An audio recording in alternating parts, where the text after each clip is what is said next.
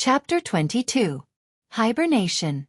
Spring thunder sprouted, all living things awakened, and hibernating insects broke out of the ground. The scenery of Baelyong Palace wrapped in silver was incomparably beautiful. The prince's mansion in the warm spring was also charming and gentle, with thousands of pink trees, peaches, and white pears, overflowing with spring. At noon, Su Fengnian came to the lakeside alone. He rowed a boat to the center of the lake, took off his outer garment, took a deep breath, and jumped into the dark green lake. This lake was flowing water, far clearer than ordinary lakes. Su Fengnian held his breath as he dove into the lake, but he was still some distance away from the bottom. He resurfaced and dove again. After repeating this 3 or 4 times, he was completely confident that he could reach the bottom of the lake. Only then did he continue to dive. The lake was rather deep. Logically speaking, a slightly deeper lake should be completely dark and unable to see anything. However, the mystery lay in the fact that this lake regularly removed silt. At the center of the lake, there was a huge luminous pearl that shone as bright as day. Su Fengnian held his breath as he hovered at the bottom of the lake. The scene in front of him was enough to be written into any fairy tale that would leave the common people speechless. A water kuei, about 3 meters tall, sat cross-legged in the silt. Its white hair was like seaweed, slowly swaying in the wind. The water kuei, with its eyes closed in meditation, had a robust physique. Through the light emitted by the luminous pearl the size of a goose egg, one could vaguely see that the water kuei's left hand and legs were bound by 3 iron chains as thick as arms. At the end of the chains were 3 iron balls weighing several thousand jin. Was there any prison in the world that was more unimaginable and cruel than this? The water kuei opened its eyes without any emotion. It looked at the only living person it had seen in more than 10 years. Su Fengnian made a hand gesture, roughly indicating that he would throw the cooked meat down later. The huge monster opened its mouth and sucked a koi into its mouth. It directly tore at the koi, causing its blood to seep out of its mouth. In a few moments, the fat red koi was swallowed whole. Su Fengnian's face turned from red to green. He couldn't hold on for much longer. After a moment of hesitation, he made a series of hand gestures that only he and Hu Kuei could understand.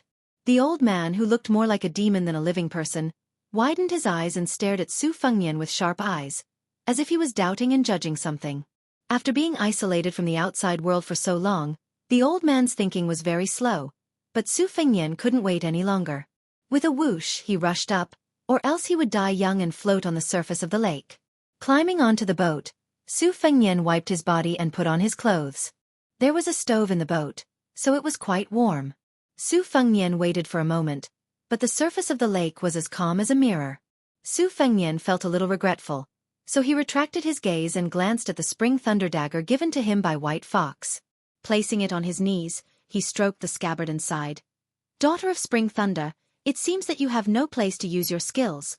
That old man is willing to stay down there like a coward. Let's see if I will still give him meat to eat in the future." When he was young, Su Fengnian had cramps while playing in the water and almost sank to the bottom of the lake.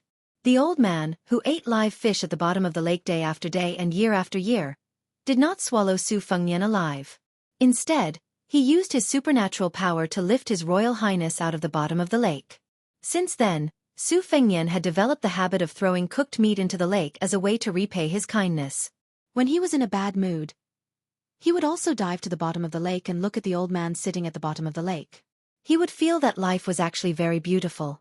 At first, he thought that the old man was a demon who was punished by the heavens, but when he grew up, he realized that he was a human who also needed to eat. However, Su Fengnian couldn't figure out how to breathe under the lake for more than 10 years. Wouldn't he suffocate to death? Then what realm did his inner strength reach? For this reason, Su Fengnian specially went to the Tide Listening Pavilion and flipped through the ancient martial arts books about holding one's breath. He only found the 2 words, embryonic breathing, in a Taoist secret scripture that corresponded relatively well. However, Su Fengnian was no stranger to Mount Wudong. He had never heard of any expert on the mountain who could achieve such a wonderful black tortoise fixation. His Royal Highness, who did not have a good impression of Taoist priests, believed that the Taoist scriptures, pulse stops, qi stops, embryonic growth begins, and, if you want to live forever, your spirit and qi must converge, were just words used by the immortals to deceive the world. His master, Li Yishan, had clearly said that there were no ghosts or gods in the world.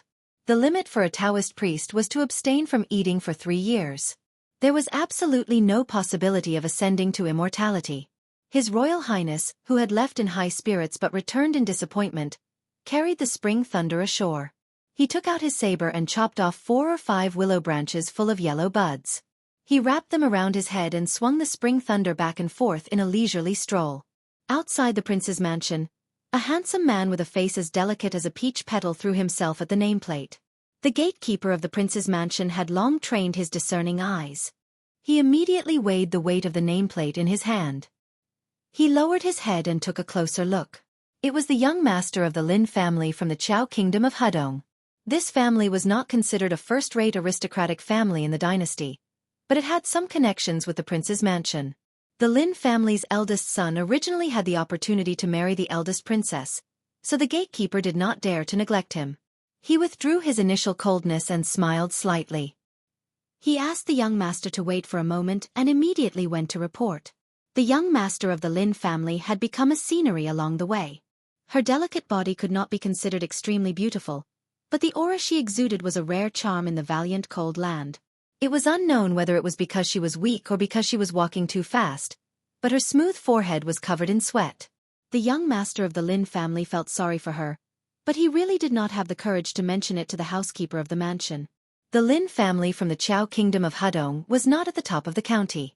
Compared to the colossus of the Bailiang Palace, they were not even worth mentioning. As the saying goes, the Prime Minister's gatekeeper is a third-rank official. Even though he had taken 3rd place in the imperial examination last year and had seen all the flowers in the capital with the top scholar and 2nd place on horseback, when he came to the Bailiang Palace, he did not dare to be arrogant.